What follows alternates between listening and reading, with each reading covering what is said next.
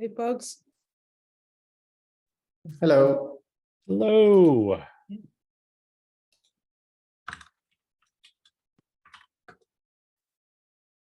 Posted a link to the agenda in the chat. Make Okay. sure you mark your attendance on the 23rd entry, please.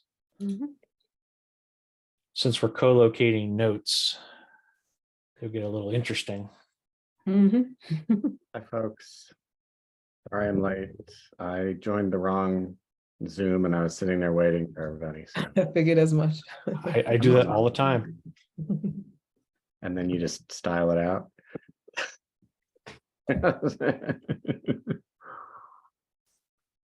So today we are here to talk about source code management. Give me a minute. I had a note from Noam, so just give me a few here.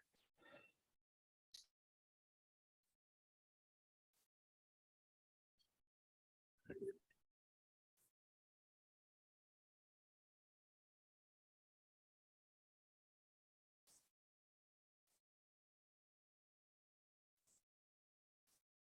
think we have two things that we can take a look at here. One of them was the document that I shared, which is like a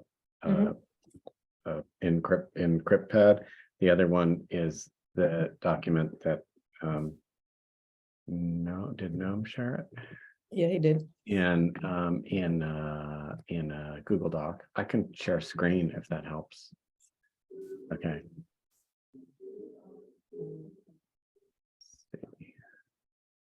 So, oh my God, which of the 7 zillion tabs is it that I want to just share here? Here we go. All right. Right. Okay. Okay. So this is the thing that I started to put together just to note, taking a look at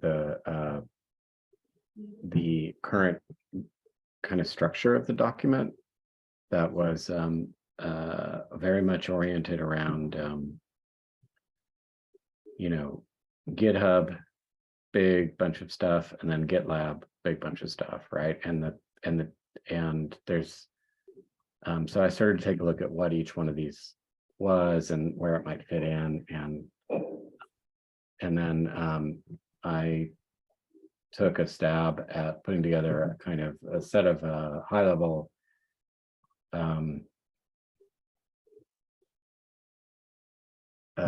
sections, which would unify the document a little bit. So something around,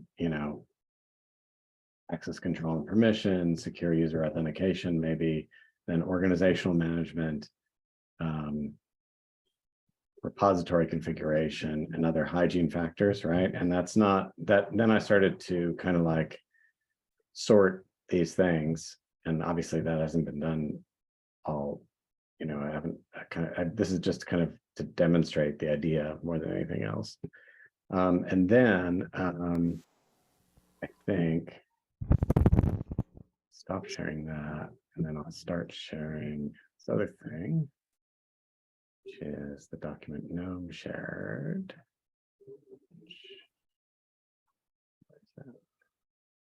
What's that? Yes. And that, again, Noam's taking each one of the items and putting them into a kind of category. And, so it's interesting. I think we came up with some of the same ideas in terms of organization, repository, members, and then miscellaneous, which could map onto like my hygiene factors thing. Yeah, so I think basically we're converging on something that, that we could take Noam's categories. I could take Noam's categories, map them onto the Markdown structure that I put in to the Markdown document, and then sort the items in the Markdown according to that structure. And then that could give us a good start And that's kind of my kind of statement of where we're at currently with this.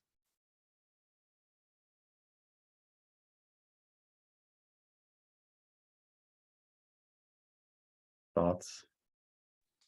Could you post a link to the CryptPad? Is that something that can be shared? Yeah, absolutely. It's just sitting. I posted already above, but I will post it again. And the only reason I'm using CryptPad is because I find it convenient, a convenient editor for Markdown, because it displays the Markdown over on one side and then the kind of rendered Markdown over on the right. And we happen to have a self-hosted CryptPad that we use for tag minutes. We use this for taking our minutes all the time.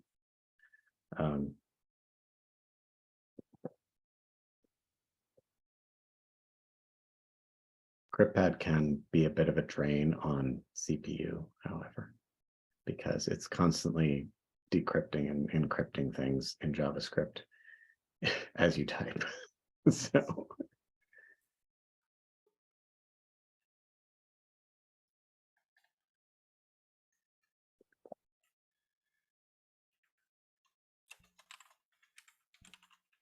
and most of what's in the CryptPad is the existing document. I wrote a little boilerplate intro more just so that we could get some idea of to give an idea of kind of where I see the document going, more than it's not, don't read it for the text, but it's just like, it feels to me like we need a general intro, and then each section we need like a little bit of intro text talking about why this is important, or what the section is going to talk about. I'm not talking about, we don't need to write reams of text here.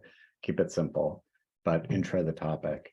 And then in each one of these things, we can then categorize it as, in GitHub do this, and in GitLab do this, basically, right? Have like a table or something that links off or whatever. Yeah.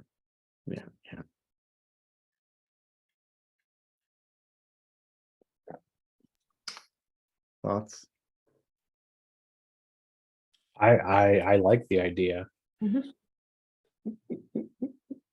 Yeah, I like the idea a lot too. Yeah, because it's similar to what I had, was like organization repositories.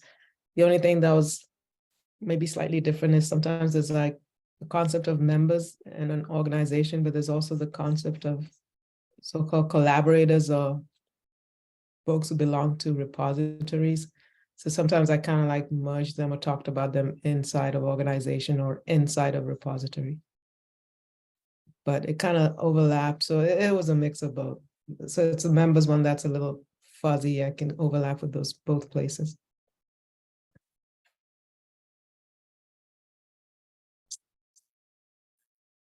Right. So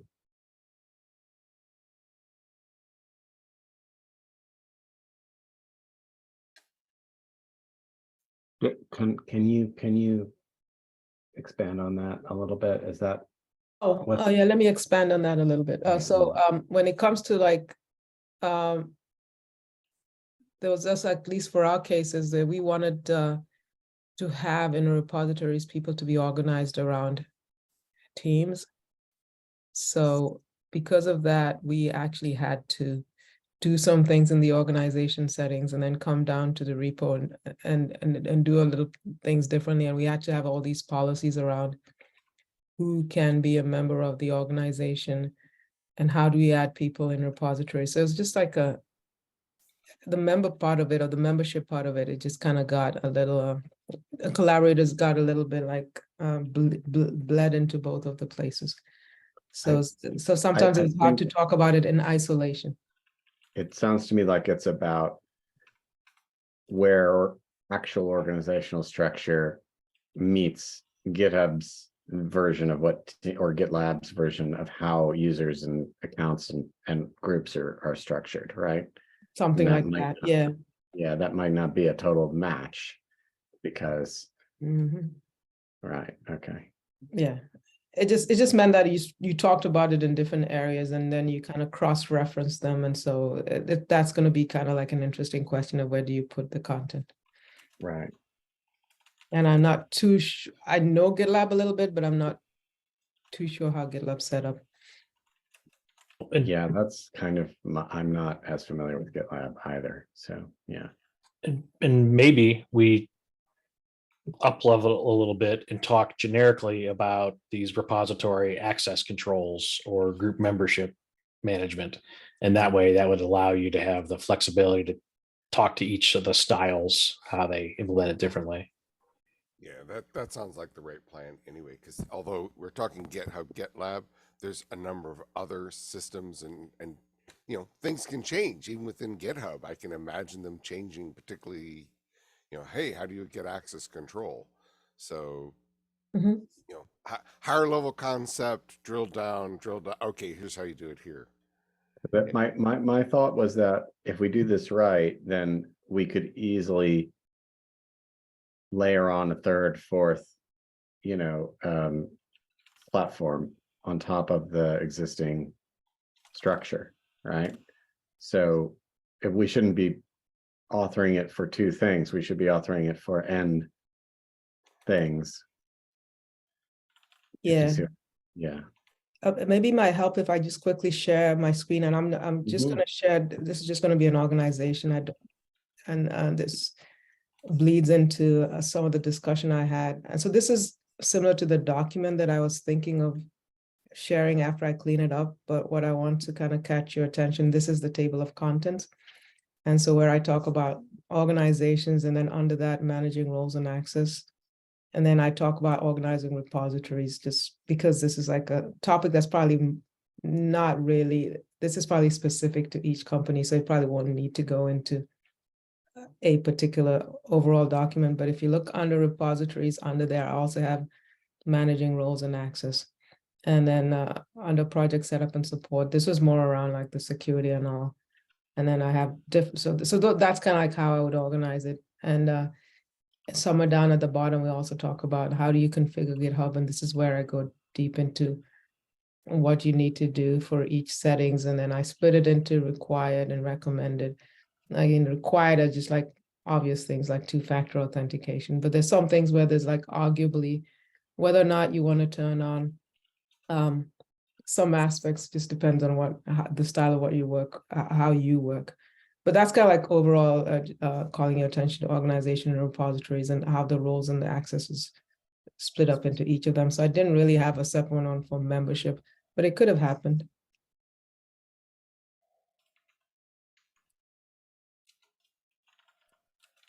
And we That's may, since the guide is for people that aren't our employees, so it'll be hard for us to say things are required, but maybe we flip your required suggestions to make them the best practice recommendation. And then if there's anything else under recommended, we may want to potentially bump up or say other things to consider or optional. Yeah, we could probably use the same language that you use in other best practices guides, stuff like that.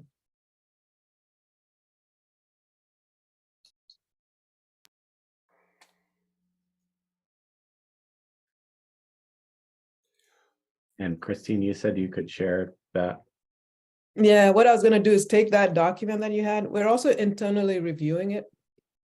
And then once I got that, I could just like take all of the bits that are specific to F5 and make it more generic. Because we put in there things like how we handle some of our different GitHub orgs. So that wouldn't be relevant. Two questions, if I may. One is, are any of these covered by scorecards? Do you know? And if any Yeah. could be, you know, in the process of doing this, we might feed stuff over to scorecards. Mm-hmm. What were you thinking, for example? I mean, this entire list of recommendations. Ah, Well, okay. there are certain Not things just that this are spot. definitely covered by scorecards. I think the license, presence of a license is one obvious example. I think that's in here. Yeah, we might want to have a marker that says that, you know, there's something, even if it's not exact, although frankly, if it's not exact, yeah, license is probably a great example. Scorecards can tell if a license exists. It can't tell if Yeah. it's a good license or the one you intended, or it's not in, it's not just binary bits. I think the scorecard point came up in previous session, and actually we were talking about the fact that it's the repository best practices is aligned quite well with the scorecard, but there are also the other types, asset types, which aren't so like the organization best practices and server best practices, and so those Yeah. are like it's. Here's what I'm thinking. I mean, as much as possible, we want to automate these things. So if something is automatically detected by scorecards, in particular, if it's completely covered, I guess that's really the point where, as I think this through, what's the use case? If something's completely covered, then I'm going to know, oh, great. If I'm using scorecards, that'll all be recovered. Or maybe if I'm doing best practices badge, that's already done. Right. Oh, what's missing? I'm going to especially look for the ones that aren't covered elsewhere.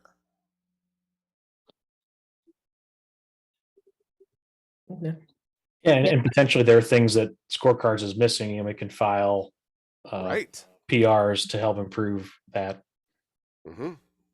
That's true. Because Legitify, I was using Legitify, and at least in my example, and you have the option to run scorecards. So sometimes I was running scorecards on some of the repos, or sometimes I was running scorecards by itself. So I was like cross-checking and cross-referencing what scorecards has. So that was also very useful in putting together the document that I had. Yeah, and actually one of the policies under the repository tabs that Noam created was that OSSF scorecard should be above 7. Yeah. Right. And literally, I kind of took that and said, okay, as a better practice, try to get your repo to be above 7. Yeah. Although It's a little arbitrary, but okay. Yeah, it's a lot arbitrary, and indeed, we're doing. We've got a list of things that we want to work on scorecards, including implementing against GitLab and adding a lot more, a lot of improvements. So, for example, there's a vast number of tools it doesn't detect. It doesn't detect most CI systems. And so the scorecard value is actually going to be lower than the system really is in many cases. So we want to, there's nothing problem with the concept. It's, we want to do better in execution. Parenthetically, I'm trying to mobilize some sneak people to help with scorecard development. Awesome. That would be great. More the better. Yeah. Yeah, I think there were a few GitHub Actions related policies that Noam also pushed to the scorecard project a while ago. So Okay. At least file them as issues so they don't get lost.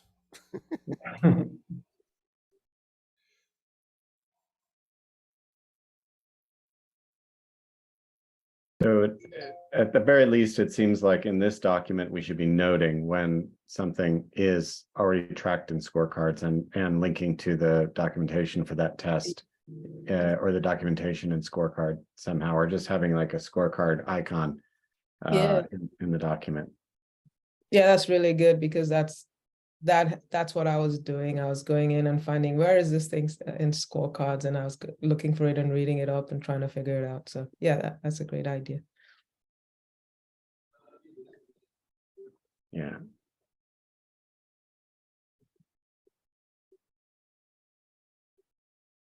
Is there anything related? I don't know if this is something we want to get into, but at least for us, because we care about like the project health or status in some sense, is that something we're thinking about for the SCM project, some way to signal that this project is actively maintained, or that's something else entirely and not related to what we care about?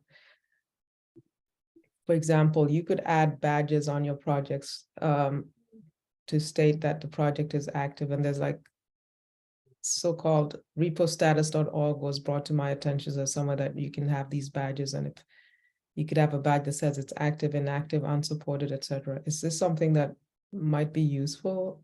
It might probably only make sense for GitHub, so maybe not. I mean, the general concept applies elsewhere. I don't know if, and again, this comes back to that split between, the high level, make it clear. What I would say the high level is make it very clear if it's active or whatever. And then here's how you do it on GitLab. Here's how you can do it on But I mean, Mhm. it feels to me like what the guidance that we would be giving is basically be active or mark if something's inactive. Yeah. I guess. Yeah. Okay. That one, not the first one, that one. Yeah, that one. Yeah, be transparent, or let people know, basically. Right. In fact, there's a number of cases where research projects, I've actually years back, I was pushing this very hard with, partial maybe success. There's a lot of research work where, code is produced in order to demonstrate a point. There's no expectation the code's going to be maintained, but showing your work is really important to being able to determine, is this, are the results valid? Maybe I want to build on it myself, all that good stuff. But again, transparency.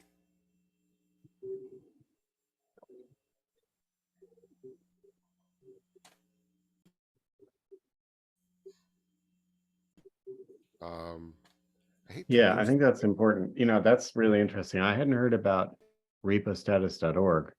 That's something that I want to take a look at for my own organization, because we're going through a kind of audit process where we're looking at the hundreds of open source repos that we've stuck on various GitHub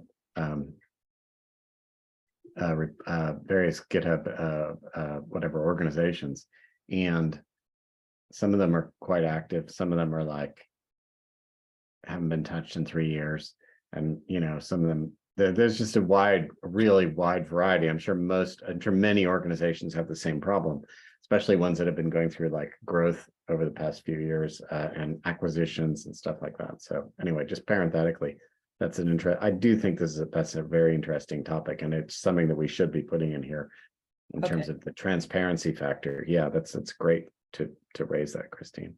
Okay. Yeah, because whatever you're going through, we're kind of going through, and I know a lot of people, as you said, are probably doing the same thing. And if we can just like at least guide them in a particular way, that might make it easier for everyone.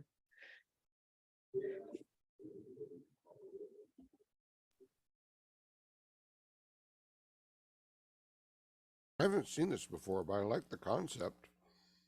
I mean, we can pitch this around and say, hey, what about doing it this way? Mm. Do the badges automatically fade over time, like using some kind of CSS color? It does not look like it. But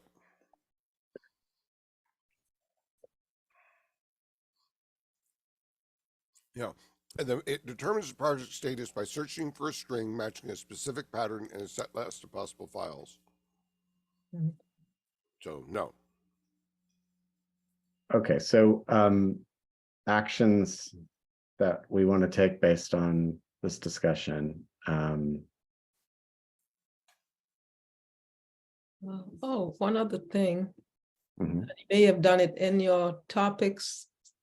There's the thing that I was thinking we may come across later is related to just because I had to do something around operations, and I think I mentioned it last time, almost like there's some things that you do the first time, and there's some kind of like ongoing maintenance. And I don't know if that becomes a topic. It's not really related to, just kind of like, well, where does that fit into like a theme or a topic? Because things like how do you look into the security scans, or what do you do with audit logs and all those different things. Is that a thing that we should be thinking about? Operations?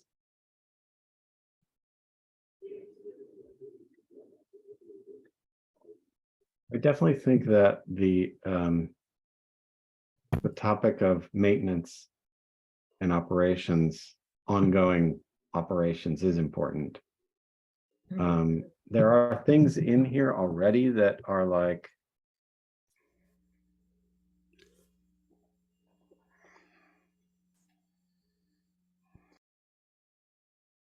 maybe I'm wrong, but yeah, I don't think that there's enough in here that actually that talks about that. Yeah. Can I push back a little on that? Because Sure.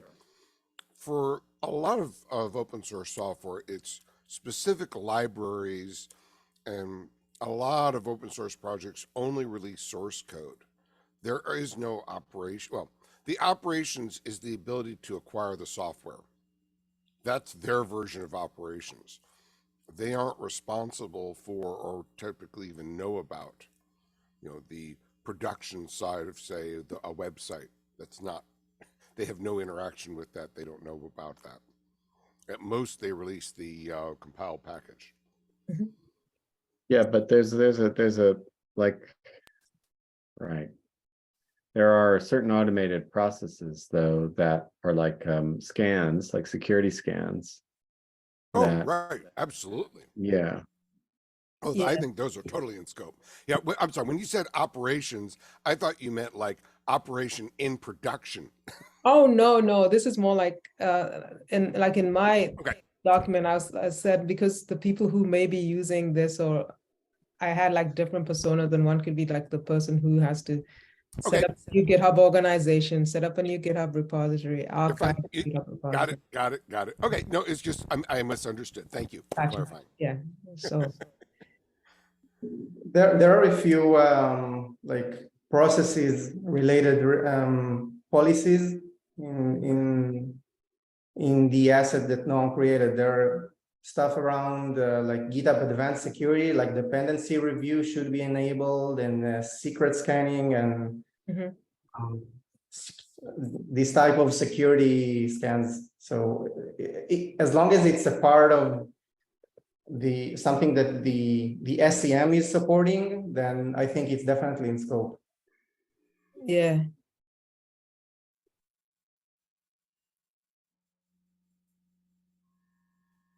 Right. So maybe it's worth noting, maybe that's another high level topic. mhm. Yeah. Yeah, because if you think about, again, going back to, if you think about who's going to make use of this document and then figure out how they would like to read it, I guess that's probably the point. Do we want to have, I don't want to talk about personas because then we're going to end up talking about like, we don't have a set of personas across OpenSSF that we all agree on or something. But do we want to talk about personas for a second? I know, because coming out of this, one of that would be like the person who is managing obviously a person who's managing a whole bunch of GitHub organizations, or somebody who's just a project maintainer. And then the person who's running the operation, who's tasked with actually turning these things on and off, or responding to requests that come in where I want to be added as a member to the organization. So that kind of thing those are the kind of like the personas that I had, but they could be more. I mean, I think developer, who is kind of like using the a repo on a day-to-day basis, right? Mhm.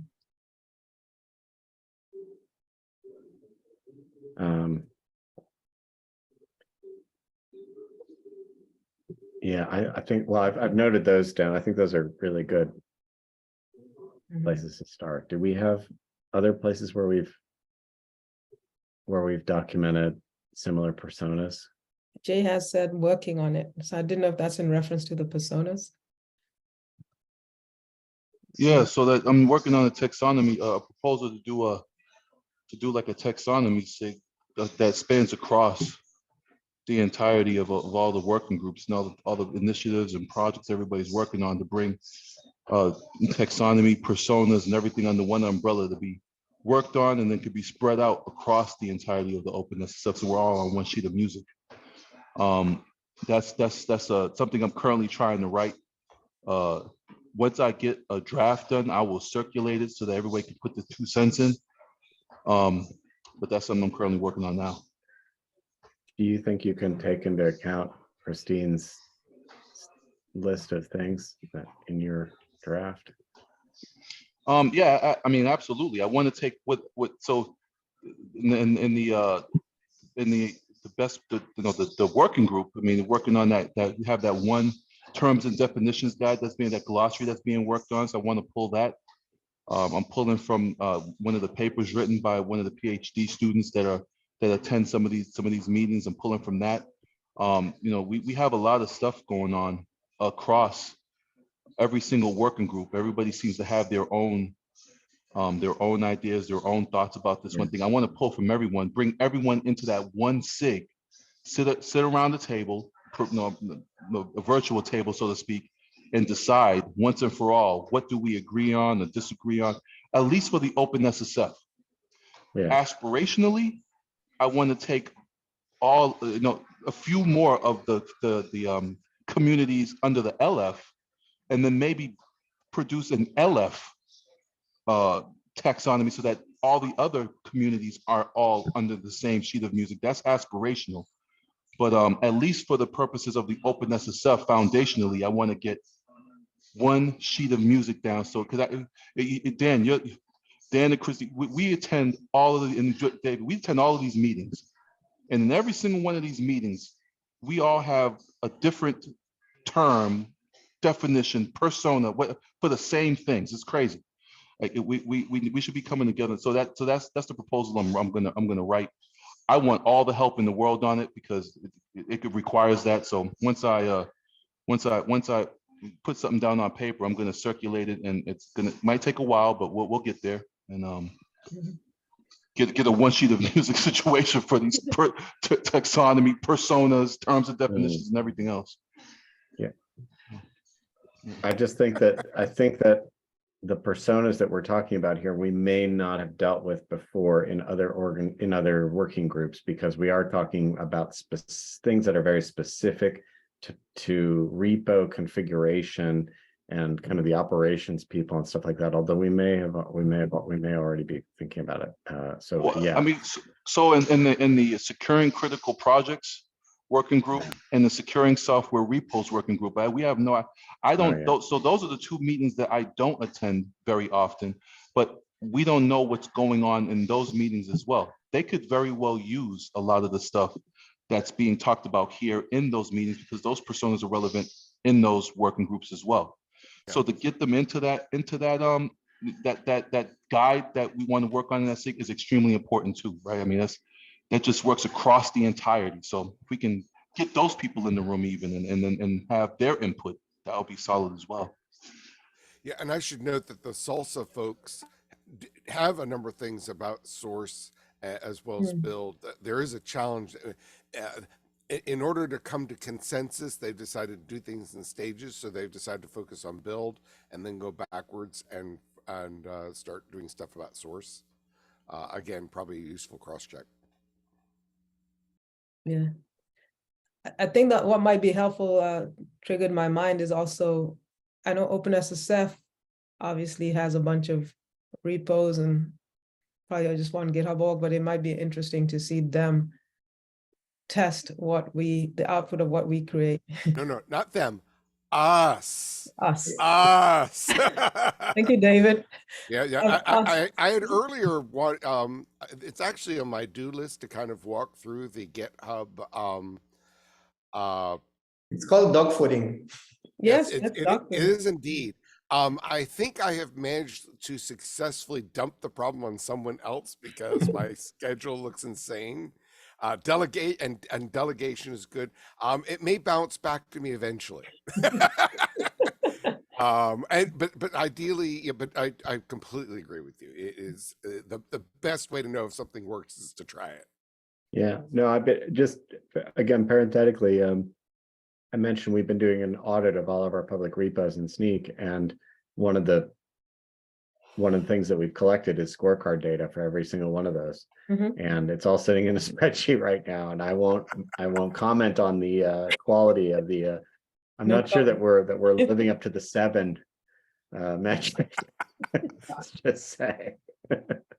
By the way, we can actually use Legidify. If any of you is an owner of the OSSF organization on GitHub, then you can just run Legidify and get the results straight and see what's good and what's not. Yeah, it was very helpful for me.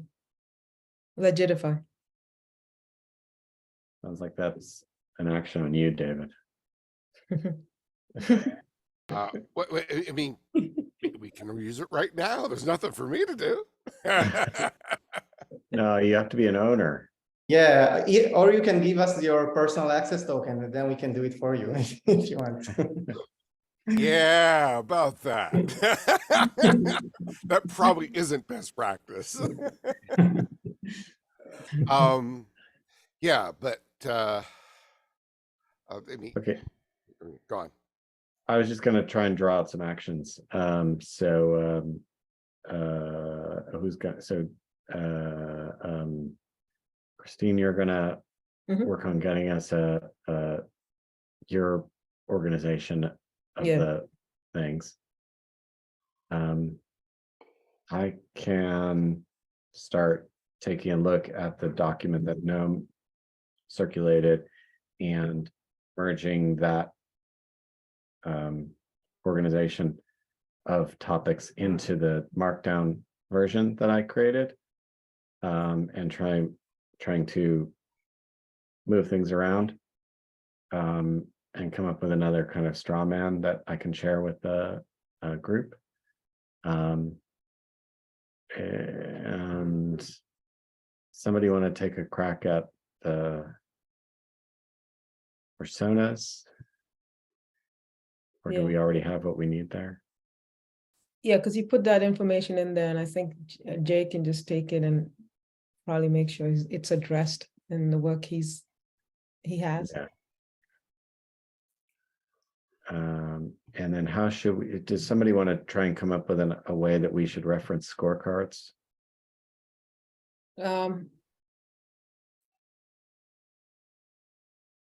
Oh, like where to reference it? Because I know Yeah, how to yeah, I know reference it, like what it should, what it should look like, I suppose, in Markdown. Yeah, I know in my document, like I said, I referenced it in the operations or in the setting up of a new repository, or like the ongoing thing, make sure it's always above 7, run it, turn on GitHub Actions, scorecards, GitHub Actions, and those are the kind of recommendations I had.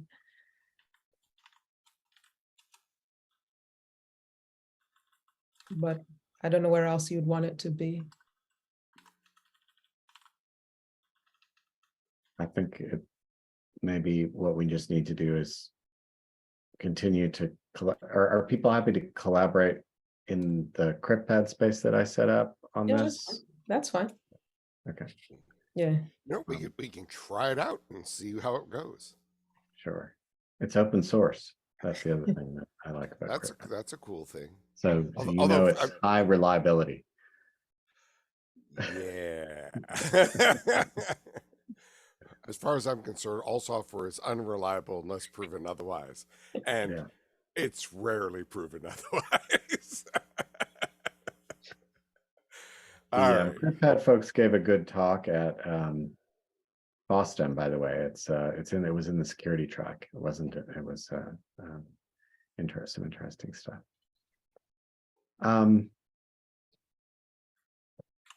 So yeah, we can just keep working on this and then circle back in 2 weeks' time and take a look, and hopefully we have a better draft by then. Sounds good. Okay, good. Yeah. See you, Rob. Thank you, Dan and Christine, and Hey, everybody for everybody. showing up today. All right, thank you. Are we doing an okay job? We're doing great. Jay, can I borrow you for 30 seconds? He's probably on the If treadmill. you're not too busy on the Yeah, treadmill, yeah. No, you're not. You got not on the treadmill yet. Not on the treadmill. Had some weights in my hands though. Got it. Oh, do you have any available time today or tomorrow to chat about the persona taxonomy You thing? took Crow. I thought it, and I sent the thought out to you, and you picked it up, and here we are. I was Right. good. I had every intention on messaging you right after I got out of here to say, hey, do you have a couple of minutes just to go over a list of things that we should be looking at for the proposal. So that was every bit of what I had on my agenda to do today. So yes. So I'm available at 1 p.m. Eastern and 4 p.m. Eastern today. 4 p.m. Eastern it is. Let me take a look at the calendar here just to make sure. Yes, 4 p.m. Eastern. I am absolutely for a second. Let me not speak too soon. Let me take a look at this of the OpenSSF calendar. We'll sync up on Slack then. Yeah, we'll get our proposal together for. Yes, I'm free. wanna I'm move free. forward. That's right after the diagram of society meeting. Well, we're I'm going to free. cancel that. I Oh. actually have to talk to real customers today twice. Okay. Okay, You good. can see I dressed up. Uh, Uh, all right, good deal. Good Yeah, deal. so Well, I'm I- free. I'm free regardless. So Okay. So, yeah. Hey, before we go, is that CryptoPad thing visible to others, or is that really only visible to you, Dan? It's visible. The way that it works is you can share a URL, and you can either Okay. share a view only URL or an edit Okay. URL, and the credentials are all in the URL. Okay. So if you Would want to it be share it a view only version, you can Yes. just share the view URL. The URL that I have sent to the Slack is the edit URL. So anybody who has that URL can edit the document Okay. anonymously. You don't have to be logged in. So it's a Can little you bit, post, you know. Can you post the read-only URL? I wanted to stick them in our notes so somebody looking at it has a chance of finding this thing. Read only URL is here. Okay. Just Thank you. And I can stick it in our notes if you want. Yeah. I'm gonna try to I beat see. you to it. Yeah. Okay. Yeah. Perfect. Yeah. Perfect. All right. and thanks again to everybody. I'm very excited to see this and our C guides moving forward. Great energy. Appreciate everybody's help. Take care. Thanks. And I'll chat with you later, Jay. Cheers. Bye. cool. Bye.